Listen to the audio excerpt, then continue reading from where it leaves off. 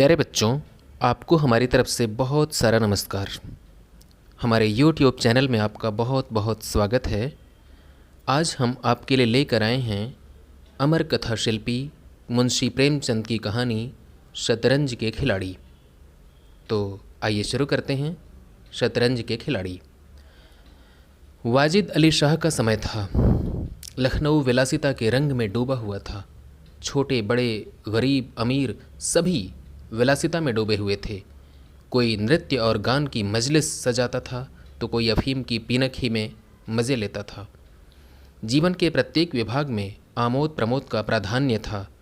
शासन विभाग में, साहित्य क्षेत्र में, सामाजिक अवस्था में, कला कौशल में, उद्योग धंधों में, आहार व्यवहार में, सर्वत्र विलासिता व्याप्त हो रही थी। राजकर्मचारी विषय वासना में, कविगण प्रेम और विरह के वर्णन में, कारीगर कलाबत्तू और चिकन बनाने में, व्यवसायी सुर में इत्र मिस्सी और उबटन का रोजगार करने में लिप्त थे। सभी की आंखों में विलासिता का मद छाया हुआ था। संसार में क्या हो रहा है इसकी किसी को खबर नहीं थी। बटेर लड़ रहे हैं। तीतरों की लड़ाई के लिए पाली बदी जा रही है। कहीं चौसर बिछी हुई है, पौ बारह का शोर मचा हुआ है, कहीं शतरंज का घोर संग्राम छिड़ा हुआ है।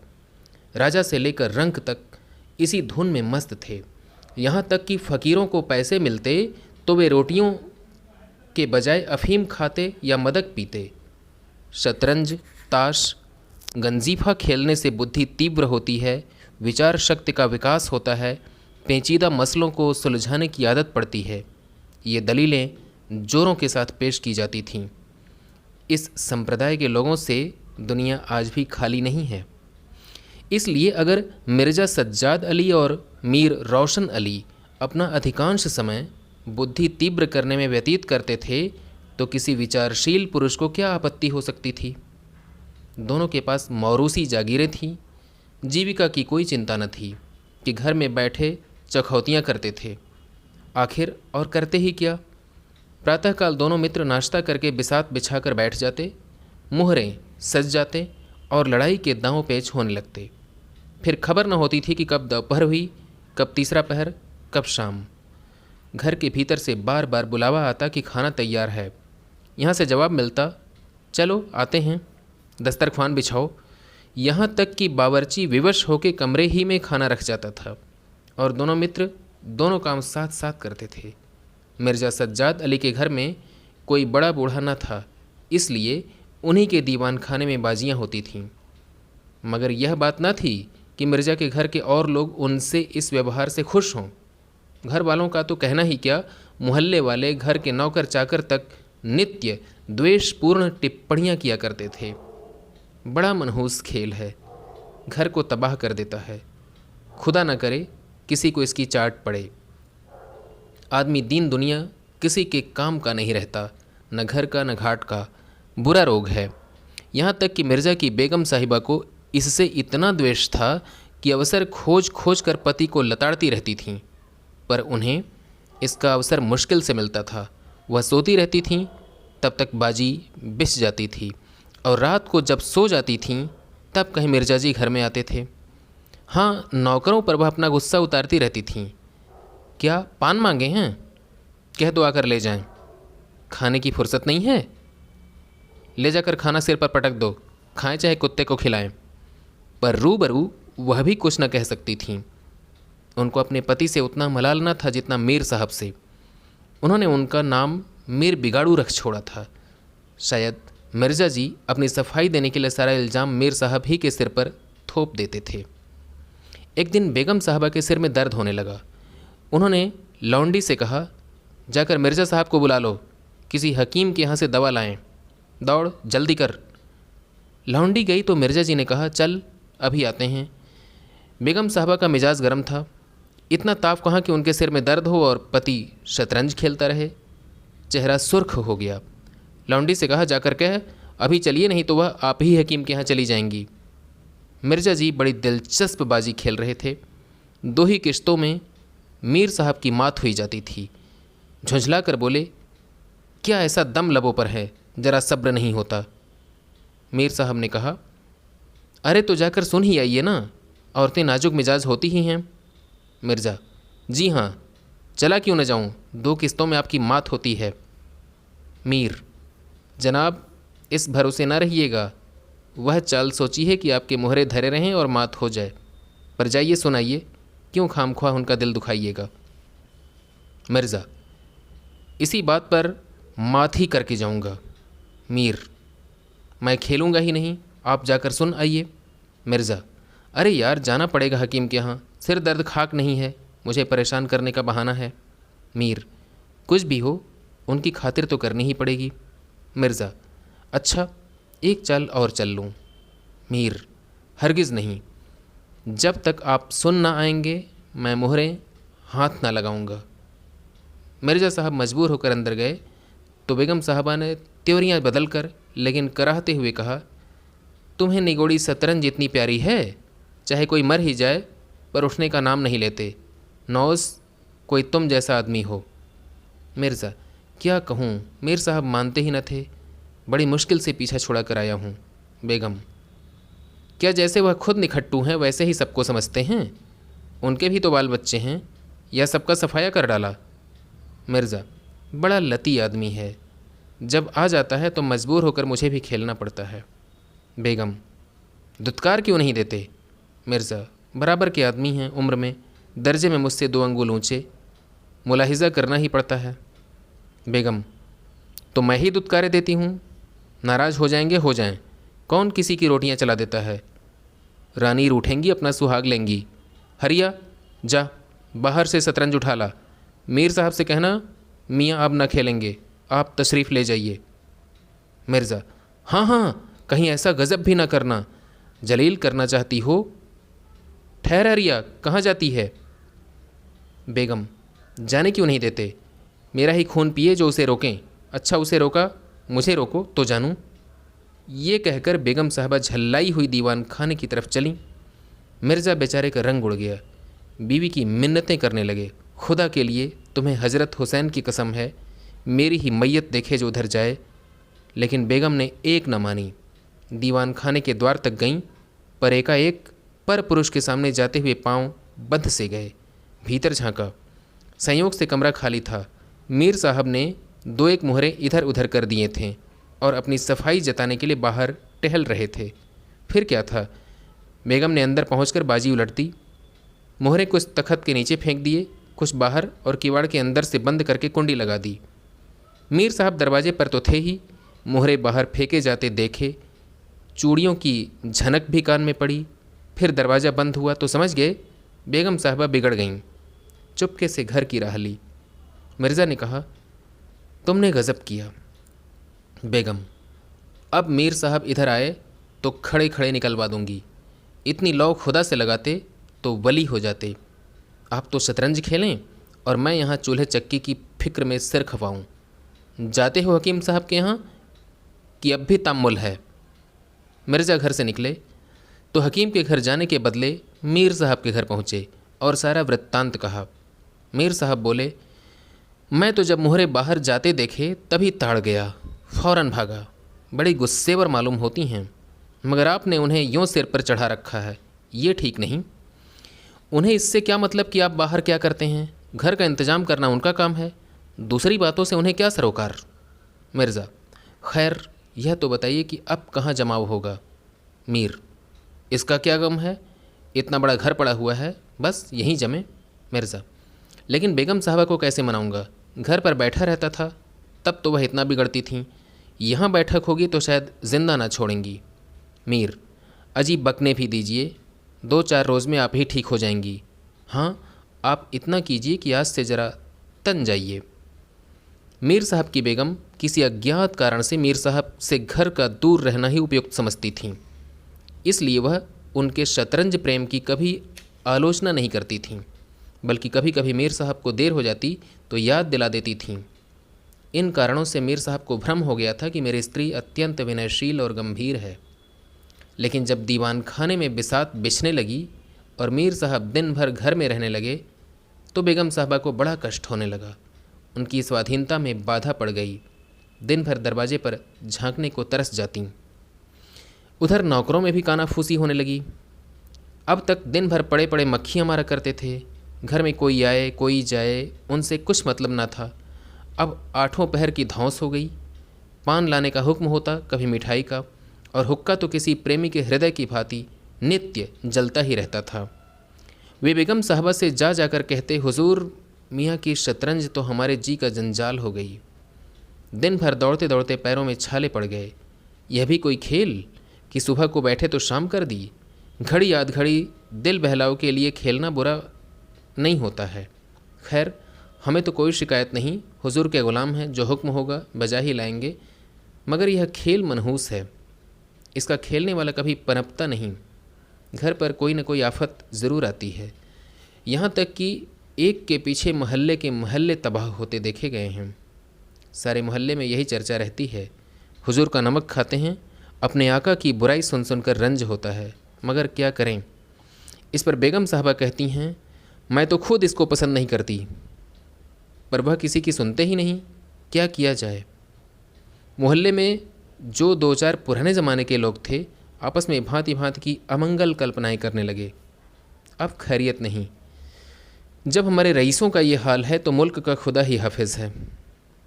यह बादशाहत शतरंज के हाथों तबाह होगी, आसार बुरे हैं। राज्य में हाहाकार मचा हुआ था, प्रजा दिन दहाड़े लूटी जाती थी, कोई फरियाद सुनने वाला न था।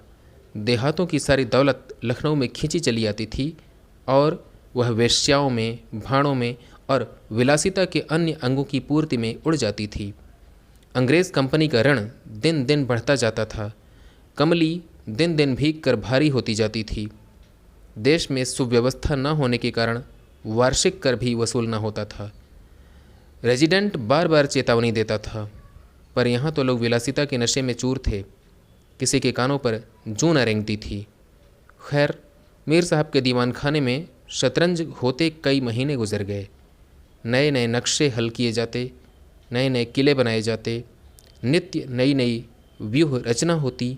कभी कभी खेलते खेलते झौड़ हो जाती, तू मैं तक की नौबत आ जाती, पर शीघ्र ही दोनों मित्रों में मेल हो जाता।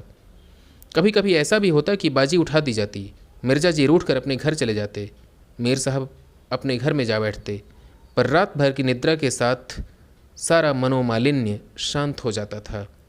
प्रातःकाल दोनों मित्र दीवान खाने में आ पहुँचते थे। एक दिन दोनों मित्र बैठे हुए शतरंज की दलदल में गोते खा रहे थे कि इतने में घोड़े पर सवार एक बादशाही फौज का अफसर मीर साहब का नाम पूछता हुआ आ पहुँचा। मीर साहब के होश उड़ गए। यह क्या बला सिर पर आई, यह तलबी किस लिए हुई है, अब खैरियत नहीं। घर के दरवाजे बंद कर लिए, नौकरों से बोले, कह दो घर में नहीं है। सवार, घर में नहीं तो कहाँ है। नौकर, यह मैं नहीं जानता, क्या काम है। सवार, काम तुझे क्या बताऊंगा, हुजूर में तलबी है, शायद फौज के लिए कुछ सिपाही मांगे गए हैं। जागीरदार हैं कि दिल लगी, मोर्चे पर जाना पड़ेगा तो आटे दाल का भाव मालूम हो जाएगा। नौकर कहता है, अच्छा तो जाइए, कह दिया जाएगा। सवार, कहने की बात नहीं है, मैं कल खुद आऊँगा, साथ ले जाने का हुक्म हुआ है। सवार चला गया। मीर साहब की आत्मा काँप उठी। मिर्जा जी से बोले, कहिए जनाब, अब क्या होगा। मिर्जा, बड़ी मुसीबत है, कहीं मेरी तलबी भी ना हो। मीर, कमबख्त कल फिर आने को कह गया है। मिर्ज़ा, आफत है और क्या, कहीं मोर्चे पर जाना पड़ा तो बेमौत मरे। मीर, बस यही एक तदबीर है कि घर पर मिलो ही नहीं, कल से गोमती पर कहीं वीराने में नक्शा जमे, वहाँ किसे खबर होगी, हज़रत आकर आप ही लौट जाएंगे। मिर्ज़ा, वल्लाह आपको खूब सूझी, इसके सिवाय और कोई तदबीर ही नहीं है। इधर मीर साहब की बेगम उस सवार से कह रही थी, तुमने खूब धता बताया। उसने जवाब दिया, ऐसे गावदियों को तो चुटकियों पर नचाता हूँ, इनकी सारी अक्ल और हिम्मत तो शतरंज ने चर ली, अब भूल कर भी घर पर ना रहेंगे। दूसरे दिन से दोनों मित्र मुंह अंधेरे घर से निकल खड़े होते। बगल में एक छोटी सी दरी दबाए, डिब्बे में गिलोरियाँ भरे, गोमती पार की एक पुरानी वीरान मस्जिद में चले जाते, जिसे शायद नवाब आसफ उद्दौला ने बनवाया था।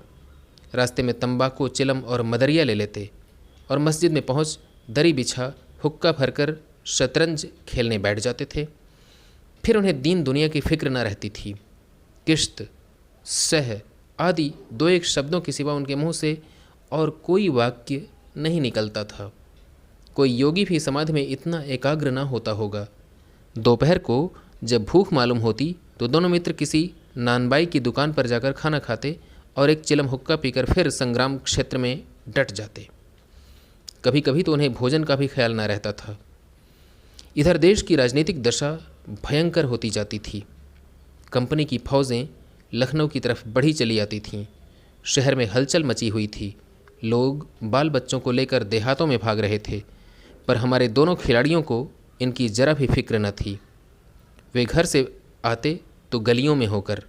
डर था कि कहीं किसी बादशाही मुलाजिम की नज़र न पड़ जाए, जो बेकार में पकड़े जाएं। हज़ारों रुपए सालाना की जागीर मुफ्त ही हजम करना चाहते थे। एक दिन दोनों मित्र मस्जिद के खंडहर में बैठे हुए शतरंज खेल रहे थे। मिर्ज़ा की बाजी कुछ कमज़ोर थी।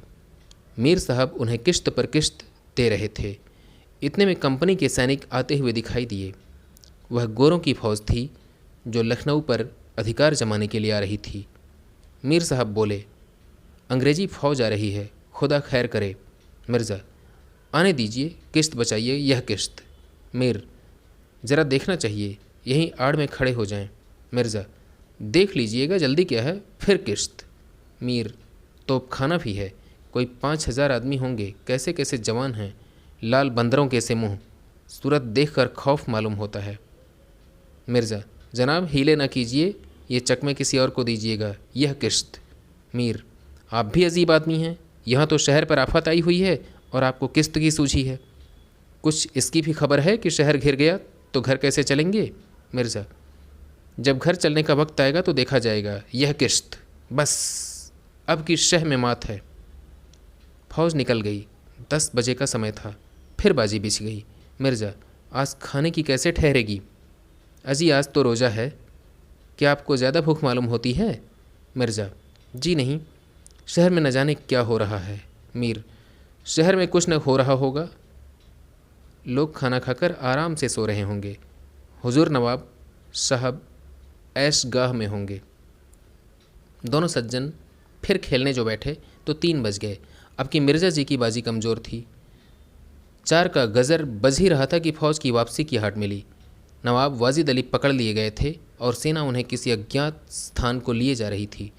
शहर में न कोई हलचल थी, न मारकाट, एक बूंद भी खून का नहीं गिरा था। आज तक किसी स्वाधीन देश के राजा की पराजय इतनी शांति से, इस तरह खून बहे बिना न हुई होगी। यह वह हिंसा न थी जिस पर देवगण प्रसन्न होते हैं। यह वह कायरपन था जिस पर बड़े बड़े कायर भी आंसू बहाते हैं। अवध के विशाल देश का नवाब बंदी चला जाता था और लखनऊ ऐश की नींद में मस्त था। यह राजनीतिक अधःपतन की चरम सीमा थी। मिर्ज़ा ने कहा, हुजूर नवाब साहब को जालिमों ने कैद कर लिया है। मीर, होगा, ये लीजिए शह। मिर्ज़ा, जनाब ज़रा ठहरिए, इस वक्त इधर तबीयत नहीं लगती, बेचारे नवाब साहब इस वक्त खून के आंसू रो रहे होंगे। मीर, रोया ही चाहें, यह ऐश वहाँ कहाँ नसीब होगा, यह किश्त। मिर्ज़ा, किसी के दिन बराबर नहीं जाते, कितनी दर्दनाक हालत है। मीर, हाँ सो तो है, यह लो फिर किश्त, बस अब की किश्त में मात है, बच नहीं सकते।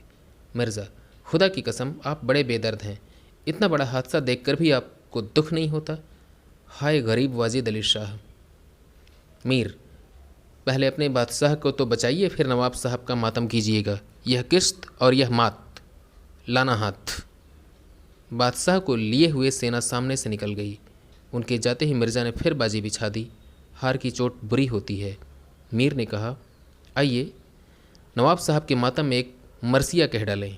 लेकिन मिर्ज़ा की राजभक्ति अपनी हार के साथ लुप्त हो चुकी थी। वो हार का बदला चुकाने के लिए अधीर हो रहे थे। शाम हो गई। खंडहर में चमगादड़ों ने चीखना शुरू कर दिया। अबाबीलें आ आकर अपने अपने घोंसलों में चिमटीं, पर दोनों खिलाड़ी डटे हुए थे, मानो 2 खून के प्यासे सूरमा आपस में लड़ रहे हों। मिर्ज़ा जी 3 बाजियां लगातार हार चुके थे। इस चौथी बाजी का रंग अच्छा नहीं था। वह बार बार जीतने का दृढ़ निश्चय करके संभल कर खेलते थे, लेकिन एक न एक चाल ऐसी बेढप आ पड़ती थी जिससे बाजी खराब हो जाती थी। हर बार हार के साथ प्रतिकार की भावना और भी उग्र होती थी। उधर मीर साहब मारे उमंग के गज़लें गाते थे, चुटकियाँ लेते थे, मानो कोई गुप्त धन पा गए हों। मिर्ज़ा जी सुन सुनकर झुंझलाते और हार की झेप को मिटाने के लिए उनकी दाद देते थे। पर ज्यों-ज्यों बाजी कमज़ोर पड़ती थी, धैर्य हाथ से निकला जाता था।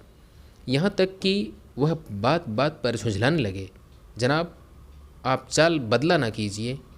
यह क्या कि एक चाल चले और फिर उसे बदल दिया। जो कुछ चलना हो एक बार चल दीजिए। यह आप मुहरे पर हाथ क्यों रखते हैं? मुहरे को छोड़ दीजिए। जब तक आपको चाल ना सूझे मुहरा छूइए ही नहीं। आप एक एक चाल आध घंटे में चलते हैं, इसकी सनद नहीं। जिसे एक चाल चलने में 5 मिनट से ज़्यादा लगे उसकी मात समझी जाए। फिर आपने चाल बदली, चुपके से मोहरा वहीं रख दीजिए।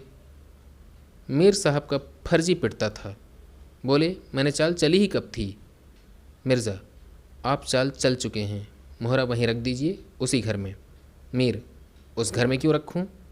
मैंने हाथ से मोहरा छोड़ा ही कब था? मिर्ज़ा, मोहरा आप क़यामत तक ना छोड़ें तो क्या चाल ही ना होगी? फर्जी पिटते देखा तो धांधली करने लगे। मीर, धांधली आप करते हैं, हार जीत तकदीर से होती है, धांधली करने से कोई जीत नहीं सकता। मिर्ज़ा, तो इस बाजी में तो आपकी मात हो गई। मीर, मुझे क्यों मात होने लगी? मिर्ज़ा, तो आप मोहरा उसी घर में रख दीजिए जहाँ पहले रखा था। मीर, वहाँ क्यों रखूँ? नहीं रखता। मिर्ज़ा, क्यों न रखिएगा, आपको रखना होगा। तकरार बढ़ने लगी। दोनों अपनी अपनी टेक पर अड़े थे। न यह दबना था न वह। अब प्रासंगिक बातें होने लगी। मिर्ज़ा बोले, किसी ने ख़ानदान में शतरंज खेली होती तब तो इसके कायदे जानते। वे तो हमेशा घास छीला करते, आप शतरंज क्या खेलिएगा? रियासत और ही चीज़ है, जागीर मिल जाने से कोई रईस नहीं हो जाता। मीर, क्या? घास आपके अब्बा जान छीलते होंगे, यहाँ तो पीढ़ियों से शतरंज खेलते चले आ रहे हैं। मिर्ज़ा, अजी जाइए भी, गाज़ी उद्दीन हैदर के यहाँ बावर्ची का काम करते करते उम्र गुजर गई, आज रईस बनने चले हैं। रईस बनना कुछ दिल लगी नहीं है। मीर, क्यों अपने बुज़ुर्गों के मुंह में कालिख पोतते हो? वही बावर्ची का काम करते होंगे, यहाँ तो हमेशा बादशाह के दस्तरख्वान पर खाना खाते चले आए हैं। मिर्ज़ा, अरे चल चरकटे, बहुत बढ़ बढ़ कर बातें ना कर। मीर, जवान संभालिए वरना बुरा होगा, मैं ऐसी बातें सुनने का आदी नहीं हूँ। यहाँ तो किसी ने आंखें दिखाईं कि उसकी आंखें निकालीं। है हौसला? मिर्ज़ा, आप मेरा हौसला देखना चाहते हैं तो फिर आइए, आज दो दो हाथ हो जाएं, इधर या उधर। मीर, तो यहाँ तुमसे दबने वाला कौन है? दोनों दोस्तों ने कमर से तलवारें निकाल लीं। नवाबी ज़माना था, सभी तलवार पेशकब्ज कटार वगैरह बांधते थे। दोनों विलासी थे पर कायर न थे। उनमें राजनीतिक भावों का अधोपतन हो गया था। बादशाह के लिए, बादशाहत के लिए क्यों मरें, पर व्यक्तिगत वीरता का भाव न था। दोनों जख्म खाकर गिरे और दोनों ने वहीं तड़प तड़प कर जाने दे दी।